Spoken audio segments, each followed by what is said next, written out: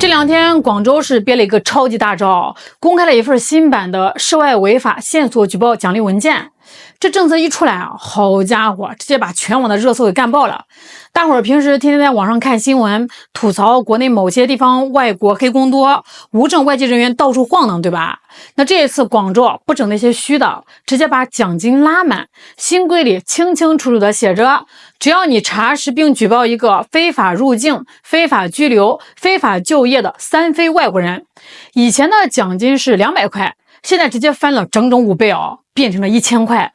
要是你顺藤摸瓜端掉了一个大案子，单起案件的最高奖金直接从1万块钱上调到了2万块。这消息一传开，全国的网民啊，几乎是开着大喇叭，一边倒地敲锣打鼓的点赞。有网民在评论区开玩笑说，以后广州的网约车司机、城中村房东，还有天天闲逛的大妈们，这下直接找到新工作了。以后出门散步，眼睛都得跟雷达一样，看谁都像行走的1000块。各位，大家一边倒地点赞，真的只是冲着那1000块钱去的吗？真不少，1800块钱啊，对大家来说发不了大财，但是这背后是老百姓憋了太久的一口气，是大家对涉外执法终于迎来绝对公平的集体心声。那以前的旧政策啊，那叫头痛医头，脚痛医脚。以前你举报一个无证的人员，警察把他抓了，顶多就是罚点款，限期让人家坐飞机回去。可那些在背地里赚大钱的无良老板，私自把房子租给他们的房东，还有那些拉人的黑中介呢，他们钻了规则的漏洞啊，这样在后面数钱数的手抽筋啊，屁事没有。这就导致3非乱象像割韭菜一样，春风吹又生。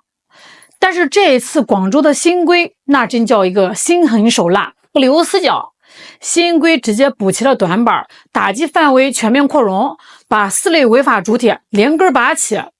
第一，抓无证人员本人；第二，严查那些为了省几个社保钱专门非法雇佣外籍工人的黑心工厂；还有第三严惩那些关起门来私自藏匿3非人员的二房东；第四，也是最狠的直接去端那些组织的跨境偷渡的专业团伙。这一下是从人员、用工、容留、偷渡4个维度全面合围。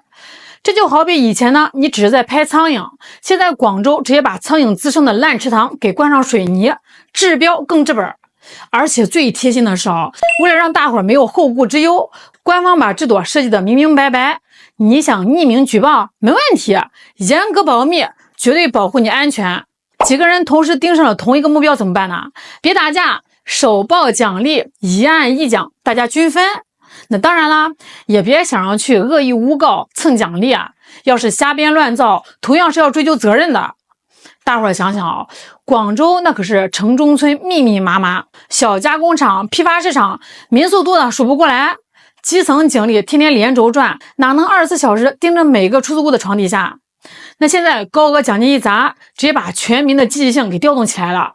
咱们摸着良心说这一次全网大赞的底层逻辑其实是老百姓对法律面前人人平等这8个大字的强烈渴望。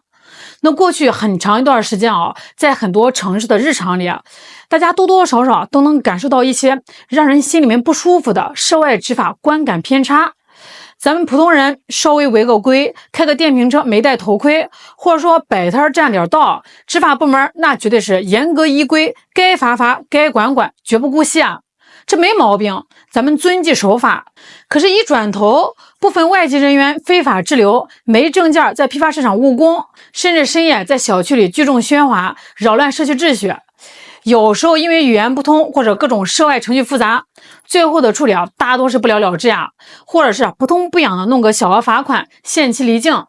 那久而久之，在大伙心里面就留下了一种极其糟糕的刻板印象，合着怎么外籍身份成了一张免死金牌或者从轻处罚的防弹衣了？在日常生活中，老百姓是最直观的受害者。有些片区3非人员一多，无证黑工直接开始疯狂压低本土劳动力市场的薪资。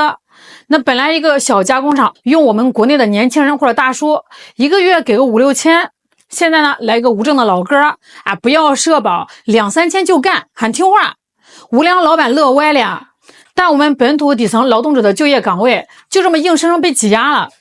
就在2020年的6月22号，江苏常熟官方对外发布了一份查处通报。通报里说常熟董邦镇有一个叫盛茂的汽车零件厂，这个厂子胆子大什么程度呢？他们把路子早就想好了，利用虚假商务交流的名义，把整整12名印度籍人员给引进到了国内。好家伙，名义上这帮印度人是来我们中国搞高大上的商务交流、技术探讨的，可是结果呢？警察往车间里一突击检查，这12个三哥正穿着工服在流水线上拧螺丝当普工呢。这12个人全程没有任何合法务工的证件。目前呢，企业和这12个印度籍劳工已经分别受到了对应的处罚。常熟官方通报一出，说明这个事儿已经彻底落地，锤得死死的。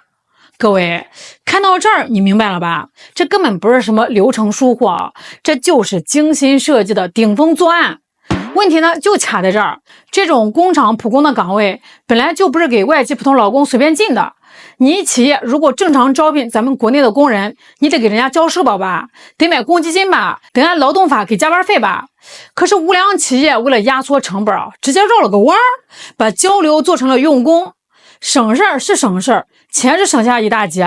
可企业老板在办公室里数钱的时候，有没有想过被这12个外籍黑工挤掉的岗位，原本很可能就是咱们本地普通工人的饭碗呀。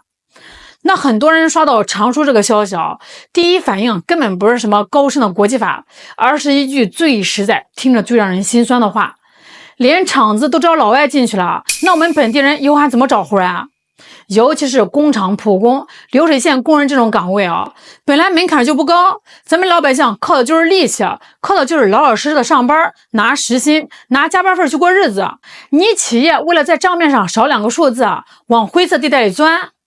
最先感到疼的是那些普通打工人呀，那戳心窝子的闷气，真正进过工厂的人一听心里面就得揪起来。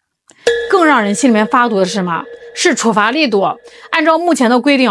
这次非法用工的罚款上限只有区区的10万元。10万块钱听着对普通人不少，可是放到一家企业的用工成本里，大家算算账12个黑工不用交社保，工资压到极低，1年省下来的开支恐怕早就远远超过这10万块钱呀。那说难听点如果罚得太轻，犯罪的风险就被摊薄了。守规矩的人成本高，钻空子的人只要赌一把，代价根本不伤筋动骨。只要钻空子比守规矩划算，就会有无数个类似这样的厂子照着这个法子来试。那再加上生活习惯差异引发的邻里矛盾，深夜聚众酗酒闹事，部分片区的治安和卫生隐患蹭蹭往上涨。那以前普通市民遇到了想反馈都找不到一条便捷能管用的正规渠道，很多委屈和不满只能默默地夹在肚子里。而广州这次把标准化高额的举报机制直接晒在阳光下，就是在用最响亮的耳光告诉所有人在中国的土地上，不管你是哪国公民，不管你的皮肤是什么颜色，只要你触犯了中国的法律，对不起，严查到底，一视同仁。